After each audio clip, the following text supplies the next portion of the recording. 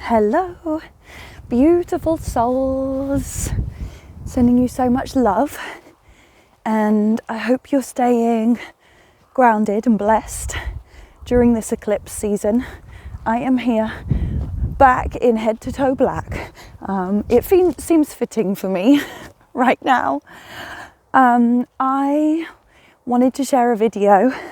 I'll probably keep it short and sweet today.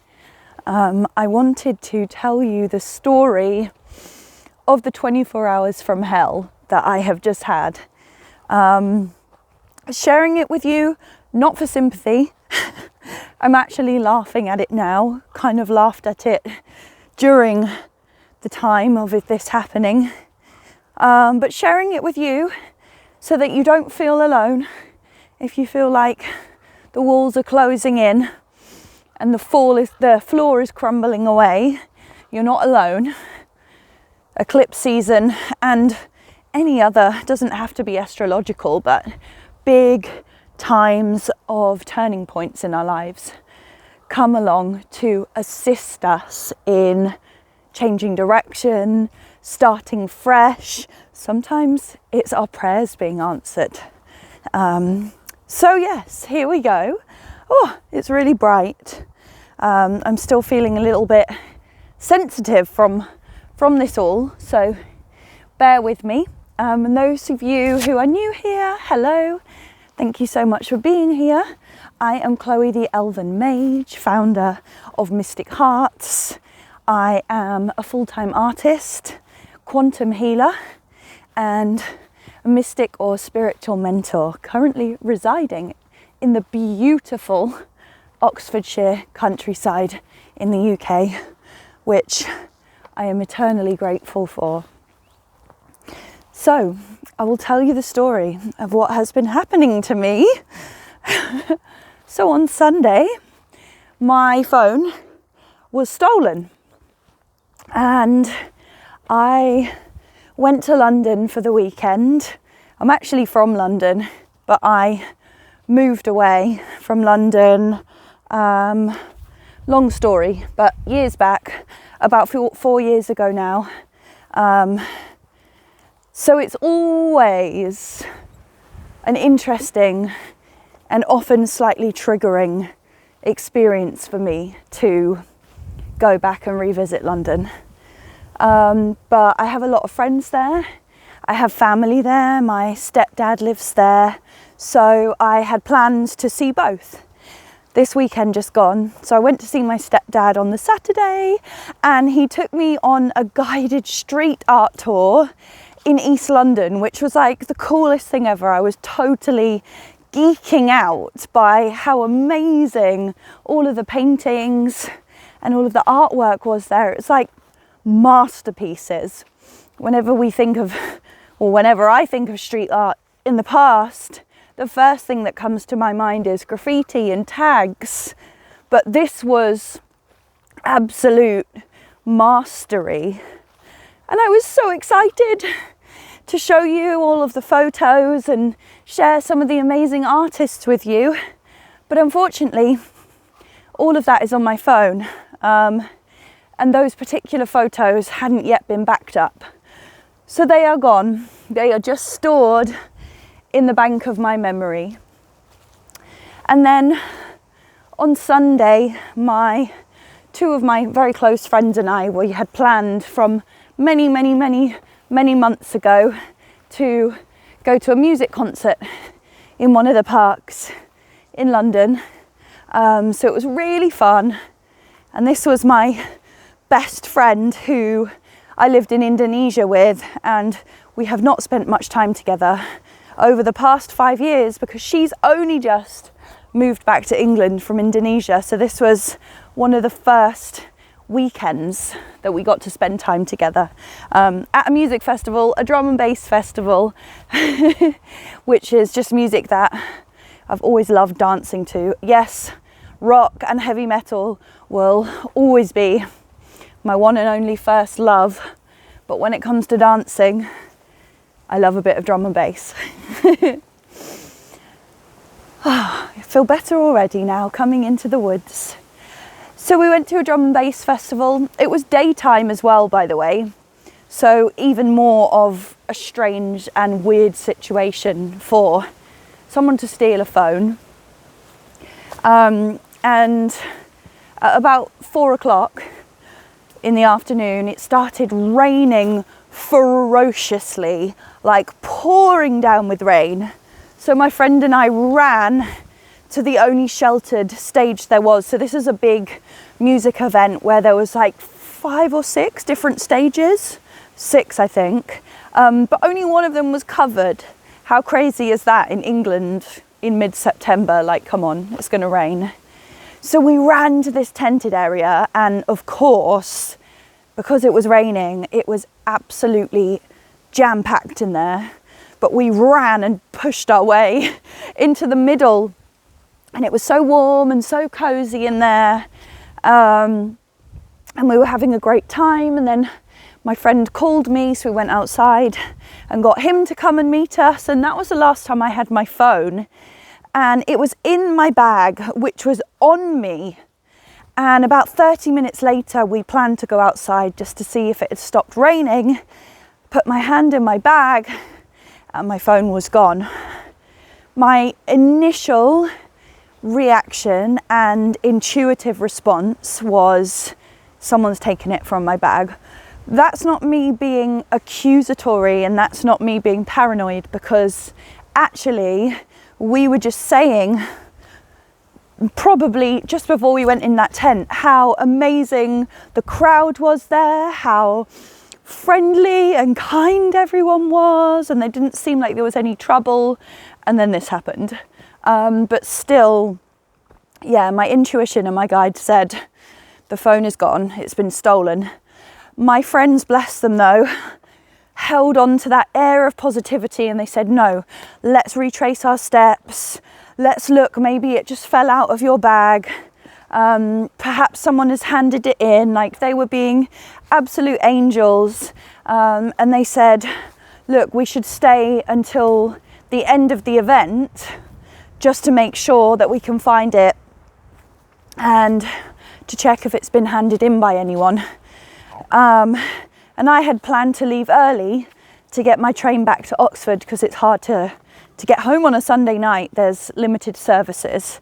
So of course, initially started freaking out a little bit after we'd retraced our steps a couple of times, and it had really sunk in, like, oh my God, my phone is actually gone.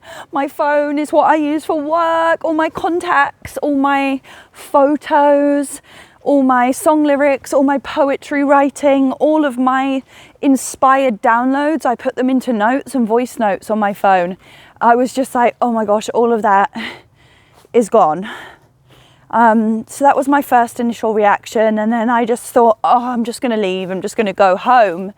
But my friends just kept convincing me, okay, let's just stay. Let's stay till the end. And even though we didn't end up finding my phone, I know that it was taken. I actually just enjoyed myself to the fullest. There was this turning point moment where we went back into the tent, but in a different area. We were just standing at the sides, and my friends were dancing and having a good time. The music was really good. It was one of our old DJs that we used to really love. He was playing, and I was standing there just like a statue with like a frown on my face. I could feel that I had upside down smile. And I just thought, in that moment, I have 2 choices. I can either go home and just completely wallow in misery and just like drown in a pool of anger and self-hatred on the way home on my own, or I can just surrender to the whole situation, let it go, and just enjoy these next 2 hours and see what happens at the end of it. And that's what I did. And that meant I couldn't get back home to Oxford, and I had to stay with my friend. And now she doesn't live in London. She lives down at Gatwick, which is an airport, and that's about 30 minutes, no, probably about 40 minutes further away from London, and an extra 40 minutes away from Oxford. And I thought, oh, it'll be fine. It will be nice to be with my friend, wake up with her, then I can use her phone just to check anything that I need to and check the journey home. And also, there is a direct bus that goes from Gatwick Airport to Oxford. So I thought, okay, cool. It'll be a long journey, but at least I know that I can get home from there. So anyway, so that was day 1 of the 48 hours from hell, which weren't that hellish. There were some really, really fun moments that I'm very grateful. Actually, like 90% of it was really, really fun. And it was only that little 10% that had a negative influence on the day. So next day, we wake up. My friend has to work, but she lets me use her phone just to extend my car parking so I don't have to worry about that. I checked certain things, train times, bus times, everything. I did an update on my Instagram page, sent a few important messages just to say, look, I don't have a phone. Contact me by email, YouTube, Instagram. So I did that. Oh, I'm just going to stop here for a minute. Look at that bumpy, lumpy tree. Stay here for a minute, take in the forest. Beautiful background. So I got to Gatwick. Oh, and also I was feeling very, very tired. I hardly slept. I'm a little bit funny about sleeping in a new space. I hadn't stayed at my friend's house before. Sharing a bed with someone, staying in a new space, especially when I live in nature like this. When I go back to Gatwick, which is under a flight path, or to London, I find it very unsettling. And it takes me a while to get used to it. So I didn't sleep, on top of the noises just in my mind going over and over the situation and all the situations of having to sort out, not having my phone, which is pretty much all of my business at the moment. So I couldn't sleep. So when we got up the next day, I was just desperate to get home, and I was worrying about people being able to get my personal information and use that in a malicious way. That was my only concern. The rest of it was just sadness over the loss of sentimental things. Yeah, I'm just gonna go find a tree to rest on. I'm still feeling a bit tired by this all. So I got to Gatwick and I went to the bus station, and I had just missed a bus. And this is really unusual, by the way. I had just missed a bus. Hello, lovely tree. Is it okay if I rest on you, please? Feeling a bit tired. I would love some of your energy. Thank you. Okay, gonna rest here. Ah, that's better. So I arrived, and normally the buses, because it's an airport to a main tourist attraction, Gatwick to Oxford, normally there's buses literally every 10 minutes. But for some reason, I just missed one. And if I wanted to get the next one, I would have had to wait I would have had to wait an hour. I think it was something like 55 minutes. And the price was really expensive. The first one was £40, and then there was one for £30. But if you book it online, it's £10. So that was a shock. And in the state that I was in, desperate to get home, I thought, I don't want to wait. I can pay a little bit more. Seeing as this is like £30-40 anyway, I can go and get the train and pay a bit more. So got the train to London and then got to the station where the trains go from. That took me about an hour, ironically. And then I got there, bought my ticket, which ended up being £36 on top of getting there, which was like £20. So it was an expensive day that I had not planned or accounted for. And then when I got to London Marylebone, which is the station where you can get trains like far away from out of London, I got there and I bought my ticket, and like looked at the boards and it said one train was delayed and then the next one was on time. So I just thought, oh, this is normal stuff on the trains. And then as I approached the barriers, they'd been completely closed off, like they'd got these temporary gates and closed off the barriers. And I just approached and I started listening to the staff there, and I overheard them saying, 2 huge trees have been blown onto the tracks. And I was just like slowly melting and dying inside. And then they were just like, we can't even give you any information on when any of the trains were running. Like the whole station and all of the alternative routes were closed. Like this was full lockdown because these trees had gone across main tracks coming out of London to all northern stations. So I slowly felt this tidal wave of panic and emotion welling up from the inside, and then I felt the tears coming and I just burst into tears, and I was just standing there for about 10 minutes crying my eyes out at the barriers while these poor staff members were just telling person after person who were approaching them, just saying like, what is going on? How long do we have to wait? And I really, in that moment, did not know what to do with myself.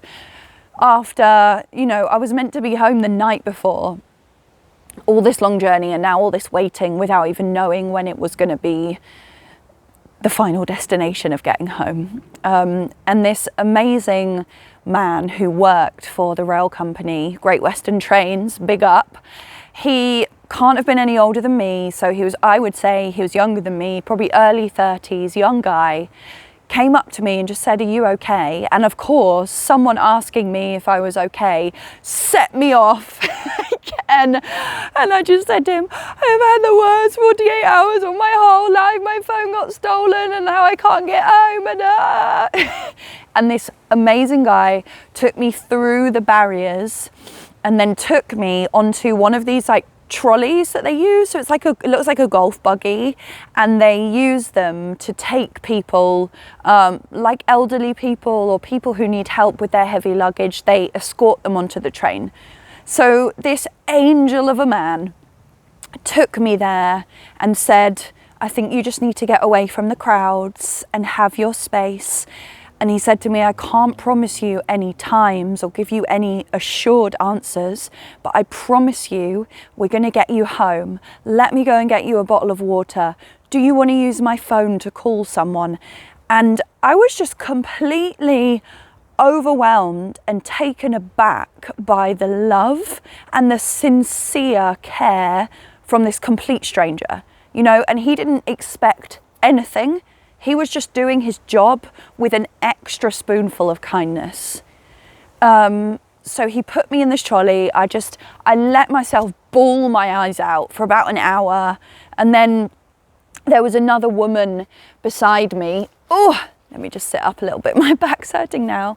Another woman beside me who had got an overnight train into this station, landed at 4 a.m. and she was still stuck there. And this beautiful angel, she said to me, look, you can go and get a bus if you want. I'll give you the money for it.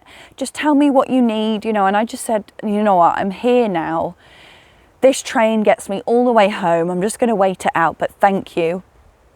And then another woman overheard my conversation and she came up to me and put a £20 note in my hand. And she just said, go and buy yourself some food. And I was just totally and utterly, I don't even know what the words are, overwhelmed, but better than overwhelmed. It completely, this situation yesterday totally restored my faith in humanity. And it reminded me that real life angels are walking past us on the street. we will encounter them in our day-to-day lives. They are not the ones who are on social media with 1 million following, telling people how they should think, they should feel, how they should act more spiritual and more kind. No, it's the ones that are out there in the world being kind, not for money, not for status, just because they are beautiful, heart-centered, real-life angels in human form.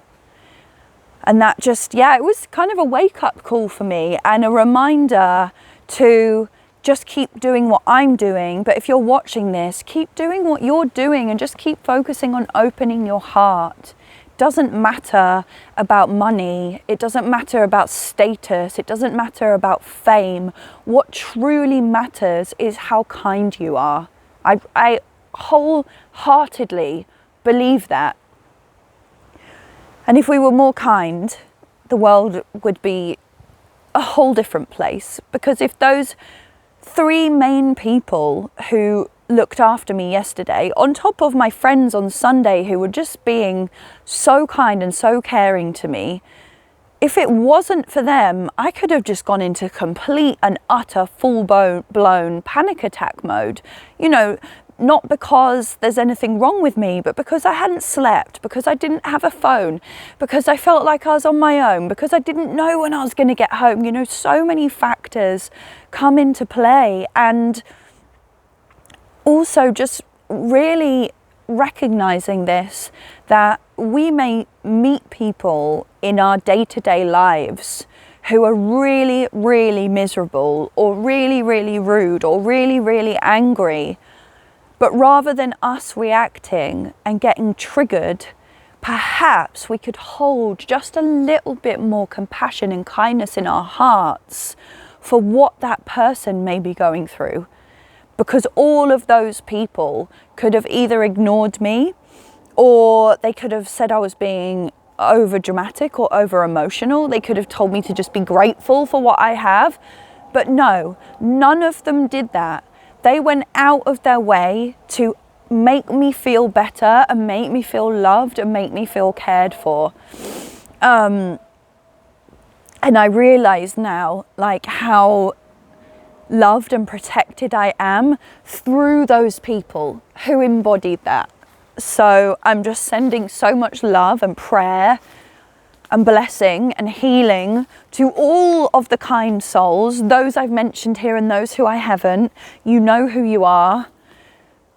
Sending you all the love and healing, and I just wish you the best and thank you, because you stopped me from spiraling down into this spiral of self-pity and victimhood and self-hate and blaming myself for everything. You know, they just helped me to realize that everything's going to be okay, and these things happen, but it was just a series of unfortunate events, right? That's all it was, a series of unfortunate events. But it's just a phone at the end of the day. It is just a device. Oh, hold on a sec. I just want to show you this amazing bundle of mushrooms. I'm going to have to come mushroom foraging soon. Look how cool they are. If anyone knows what breed of mushrooms they are, that's probably not the right word, is it? Let me know in the comments. Yeah, so that was that. And what was interesting was, and this was straight away when I figured out that my phone had been stolen, my guides were saying, Chloe, this is your clean slate. I was like, oh, damn, that is straightforward, to the point. Chloe, this is your clean slate. I'm just finding another tree to actually properly sit on, because that was a bit uncomfortable to lean on. So they said to me, Chloe, this is your clean slate. And what's even more funny is it is the clean slate that I asked for, because this year I self-initiated myself into not only a death ceremony, so I held a funeral for myself, which is a funeral for all past versions of myself. And not only did I do that, but then 6 weeks later, I did a rebirthing ceremony where I literally honoured the birthing of this new me coming to life, which is basically, if you think about a computer or a phone, it is like a factory reset for your soul, because you're saying, I'm ready to die, but I'm also ready to be reborn like a baby coming fresh into this world. So it's big stuff, it's heavy work. I mean, these things, if I was working with a client, I would do them over a whole year or longer, and there's other steps in between. So yeah, I realised this is just a part of that. It is a part of wiping the slate clean and starting fresh and choosing the boundaries of who I have in my phone, the contacts I have. It is truly an opportunity to start brand new with my phone. But yeah, these rituals, they are so powerful for if you're feeling stuck and you need the assistance of greater powers and the powers that be to actually really give you that push and that step forwards into something that you are perhaps feeling fearful to become or to choose, or even if you're just feeling blocked and you don't know which direction to go in. And when we do the 6-week mentorship program, as a part of my 6-week mentorship program, which is a one-to-one mentorship program. At the moment, I might make it into a group one in the future. But at the moment, I'm just really enjoying working one-to-one with people.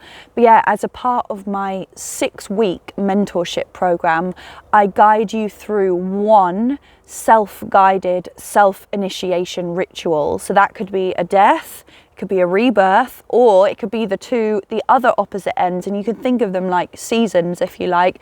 The other one is shedding and letting go, and then the other one is pregnating, or could be called planting the seed.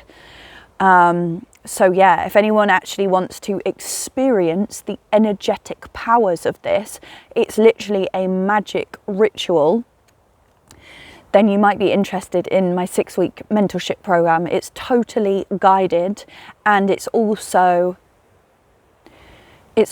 personalized to suit you as well. So yes, I do have the rituals, the guidance that were given to me by nature and by my elven guide Elmara. But when I guide you and give you your ritual instructions, it will also be bespoke and tailored to you. So in that situation, you give me permission to connect into your guides, and then they will start working through me as well. So it is totally worked to suit exactly what it is that you need. So if anyone is feeling ready for a shift, you can apply for a mentorship program. I only am taking applications at the moment, so you have to fill out an application form just to see if we are a suitable fit for each other. That's another big boundary I've learned over the 5 years of being self-employed and working one-on-one with people. It's really, really crucial to see if you actually like working with someone, and you know, that's two ways. It's a co-creative space. So yeah, just to let you know about the rituals. And also, I've just realized, you know, how free I've actually felt not having a phone, and how much our phones really do hold weight and power over us. So not having one and really being forced into that surrender of like, fuck it, you know, there's nothing I can do about this situation, and I am truly, truly grateful and blessed because I have been given a phone which is very similar to the phone that was stolen. So thank you to my guides, thank you God, thank you Mother Earth, thank you Universe. I have a phone, and crossing my fingers and my toes, my phone company have said that I should be able to get my old phone number back, which means I'll be able to restore my online banking and all complicated things like that. Like everything's connected to your phone number these days. But worst case scenario, even if I can't get my old number back.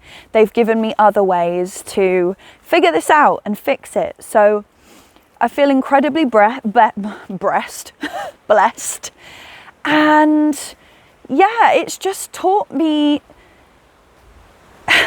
how much heaviness and weight actually can be held through attachments. And I've realized that my old identities, with an S, were attached to that phone, and now I get to start fresh. It's just, and it's going to sound really silly me saying this, but I feel like a weight and a burden has been totally lifted off my shoulders. In a way, I'm kind of like, oh, I'm kind of glad it's gone, so I can start fresh. I don't have to keep organising the mess anymore. It's just a clean slate, as my guide said. So yeah, I wanted to just really share this, the ups and downs, the emotions. Like, it's okay to break down, and allowing myself to absolutely weep ugly tears yesterday in public, in broad daylight, and just see how kind and caring and compassionate people were. It felt amazing. You know, no one was looking at me like I was a crazy person. Everyone was genuinely concerned. And after I'd had that cry, I felt so much better. It just was this deep release that almost needed to come out of me through these chains and series of events. So it's okay to cry. It is totally okay to break down. And a phone is just a phone, but also phones can hold heaviness and negativity and density, and perhaps sometimes it's just good to let that go. Yeah, so lots of lessons, lots of craziness, but also I'm due on my period in a few days, so imagine everything that happened like heightened by 1,000. So yeah, I'm just holding myself now in compassion and care, and this is the new phone that I've been given, filming this video on. So yeah, christening this phone in the forest with fresh energy and a new perspective on life. So yeah, let me know in the comments what your favourite part about this story was, and if anything crazy has happened to you over the past week in this mental eclipse season, let me know.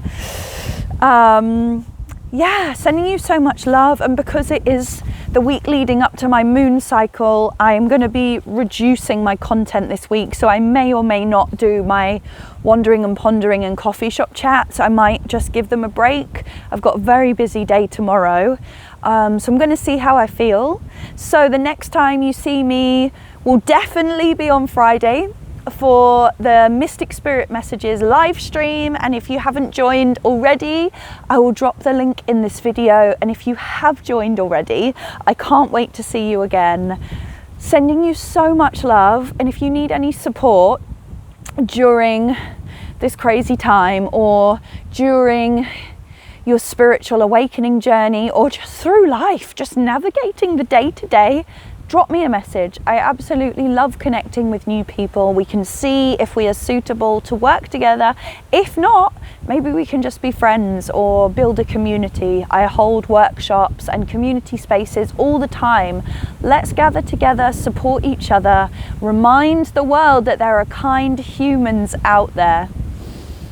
Sending you so much love, and I appreciate all of you for keeping me going. I was actually excited to share this video today and just let you know what's been going on in my life. But yeah, I'm here, I'm blessed, I'm healthy, I have a beautiful home, I live in an amazing place. A phone is not the end of the world, and I got home eventually. Life is good, all is blessed. I hope all is well with you. Sending you so much love from my heart to yours.